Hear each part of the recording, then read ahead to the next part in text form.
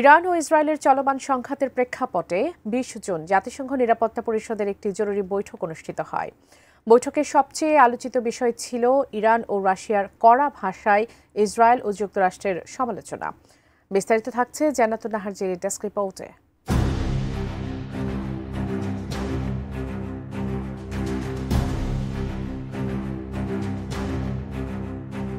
২০ June জেনেভায় জাতিসংঘ নিরাপত্তা পরিষদ এক জরুরি বৈঠকের ডাক দেয়। ইরান ও ইসরায়েলের চলমান যুদ্ধের উত্তেজনাকে কেন্দ্র করে মূলত এই বৈঠক অনুষ্ঠিত হয়। আলোচনার এক পর্যায়ে বৈঠক এক উত্তপ্ত বিতর্কের মঞ্চে পরিণত হয়। সে সময় ইরান ও রাশিয়া ইসরায়েল ও যুক্তরাষ্ট্রকে কড়া ভাষায় সমালোচনা করে।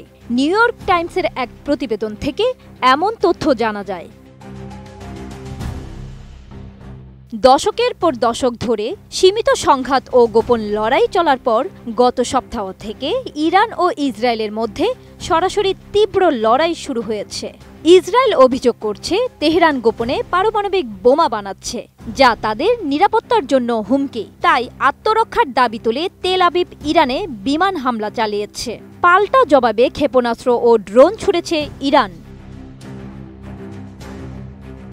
বৈঠকে জাতিসংঘে নিযুক্ত ইরানের রাষ্ট্রদূত আমির সায়েদ ইসরায়েলকে আক্রমণ করে বলেন, ইসরায়েল নিরপরাধ মানুষ হত্যা করছে, অন্য দেশের ভূখণ্ড লঙ্ঘন করছে, এরা মানবতা বিরোধী রাষ্ট্র। এ সময় তিনি ইসরায়েলি হামলায় নিহত শিশুদের ছবি তুলে ধরে বিশ্ব বিবেককে নাড়া দিতে চান।